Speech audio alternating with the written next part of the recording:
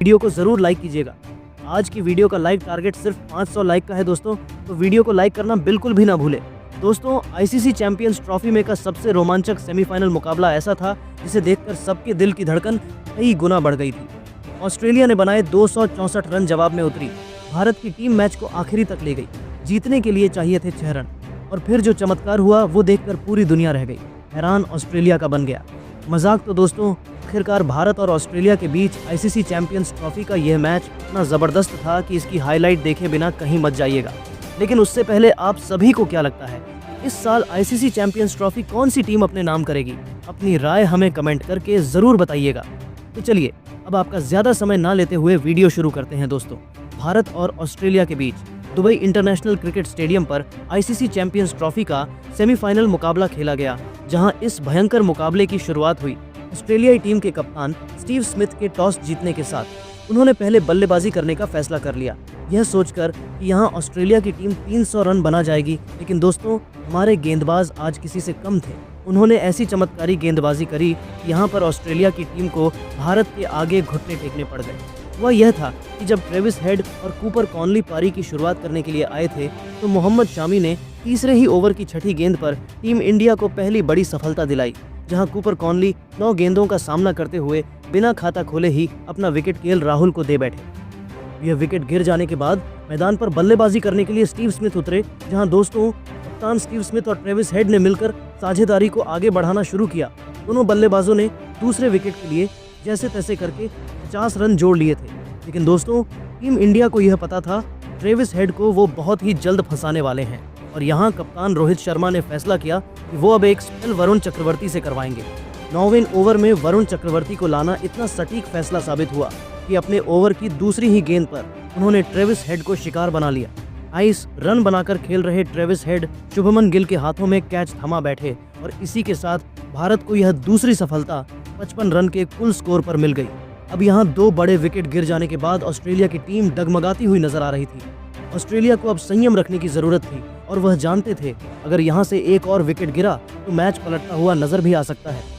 लेकिन दोस्तों, हमारे गेंदबाजों ने बता दिया कि ऑस्ट्रेलिया से हम यहाँ बदला लेने के लिए आए हैं, न कि उनको जीतने देने के लिए। यहाँ जब स्टीव स्मिथ और मार्नस लाबुशेन मिलकर साझेदारी को आगे बढ़ा रहे थे, तब लाबुशेन के रूप में ऑस्ट्रेलिया को तीसरा झटका लगा, जो कि रविंद्र जडेजा का शिकार बने और 23वें ओवर की तीसरी गेंद पर अपना विकेट खो बैठे।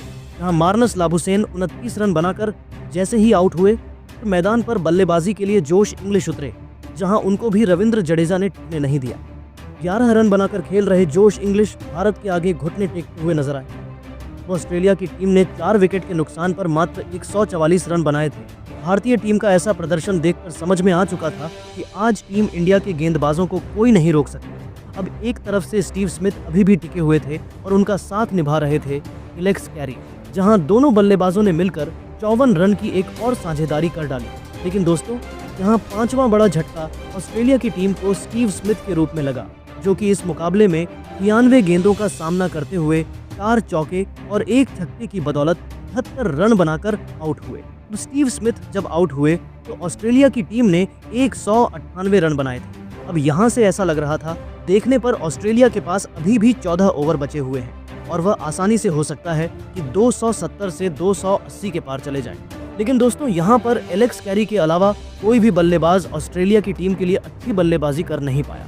यहाँ पर एलेक्स कैरी ने ऑस्ट्रेलिया के लिए 57 गेंदों का सामना करते हुए 8 चौके और 1 छक्का जड़ा, जिसके चलते ऑस्ट्रेलिया की टीम को वो 61 रन बनाकर 254 रन तक ले जा पहुंचे। इस बीच बाकी बल्लेबाजों का अगर आप स्कोर कार्ड देखोगे तो यहाँ पर ग्लेन मैक्सवेल 7 रन बनाकर आउट हो गए। बैन डवारिशस ने भी 19 रन की पारी खेली। एडम जैम्पा 7 रन बना पाए, तो नाथन एलिस के बल्ले से 10 रन निकले, और ऑस्ट्रेलिया की टीम इस मुकाबले में 254 रन पर ढेर हो गई। 50 ओवर भी ऑस्ट्रेलियाई बल्लेबाज भारत के गेंदबाजों के आगे कुल मिलाकर खेल नहीं पाए। भारतीय टीम को गेंदबाजी में आज इतना सपोर्ट मिला कि यहाँ भारत के लिए सबसे अच्छी गेंदबाजी मोहम्मद शामी ने करवाई, जिन्होंने 10 ओवर डालते हुए 48 रन देकर 3 बड़े विकेट हासिल किए। वहीं हार्दिक पांड्या और अक्षर पटेल को एक विकेट मिला। कुलदीप यादव को कोई सफलता हाथ नहीं लगी, लेकिन वरुण चक्रवर्ती और रविंद्र जडेजा ने 2-2 विकेट लिए। दोस्तों, ये तो हो गया पहली पारी का पूरा स्कोर कार्ड, जिसमें भारतीय गेंदबाजों ने आज अपना दम दिखाया। अब लेकिन बारी थी दूसरे पारी को जानने की। जी हाँ, दोस्तों दूसरी पारी में अब बल्लेबाजी करने के लिए रोहित शर्मा का साथ निभाने शुभमन गिल उतरे। दोनों बल्लेबाजों के मन में बस यही था कि 265 रन जितना जल्दी हो सके उतनी स्पीड से बनाना स्कोर। रोहित शर्मा को तेज बल्लेबाजी करने की आज सबसे ज्यादा जरूरत थी और उन्होंने आते से ही पहली गेंद पर छक्का जड़कर सबको बता दिया कि वो क्या करने के लिए आए हैं। इस दौरान रोहित शर्मा का कैच लाबुसैन और कूपर कॉनली ने छोड़े, लेकिन रोहित शर्मा को यह जो जीवन दान मिला उसका उन्होंने बखूबी फायदा उठाया। इस बीच रोहित शर्मा एक छोर से ताबड़तोड़ बल्लेबाजी कर रहे थे तो दूसरी तरफ से शुभमन गिल भी थोड़ी सधी हुई बल्लेबाजी करते हुए नजर आ रहे थे।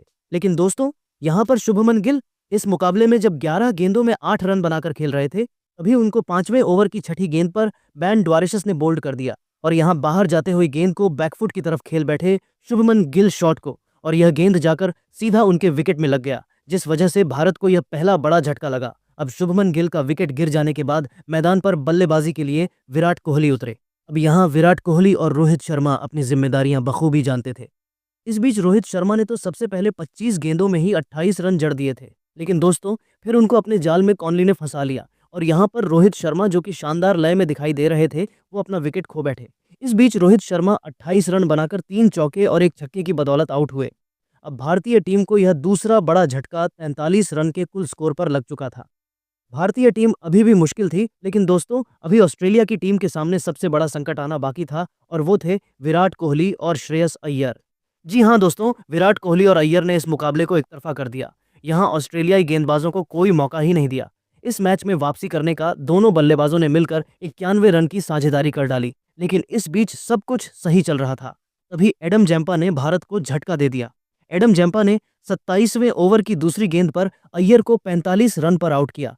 जब भारतीय टीम के लिए तीसरा विकेट गिरा तो 134 रन का स्कोर बना था, लेकिन अब बल्लेबाजी के लिए अक्षर पटेल मैदान में आए थे और अक्षर पटेल ने आते ही फिर एक बार ऑस्ट्रेलिया रन बनाना शुरू कर दिया और गजब का छक्का लगाकर फिर एक बार ऑस्ट्रेलिया के गेंदबाजी को दबाव में डाल दिया।